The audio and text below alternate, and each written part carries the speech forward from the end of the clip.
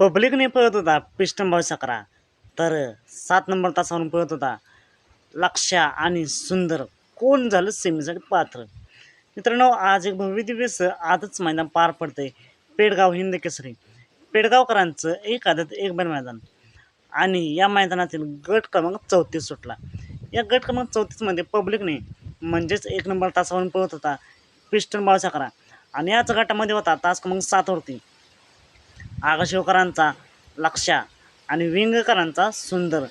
मित्रांनो, असं वाटलं होतं की टॉपच्या गाड्या आहेत, नक्कीच टॉपची काटाकी लढत पाहायला मिळेल. पण जसा गट सुटला तर सुट्टीचा एक जण बाद झाला. त्यानंतर लढत चालू झाली आणि सुट्टीपासूनच लक्ष्य आणि सुंदरच्या गाडीचं स्पीड वाढतच होतं आणि तुफान असं स्पीड लागलेलं या गाडीला आणि गाडीने निर्वाद वर्चस्व केलं आणि सेमीसाठी पात्र.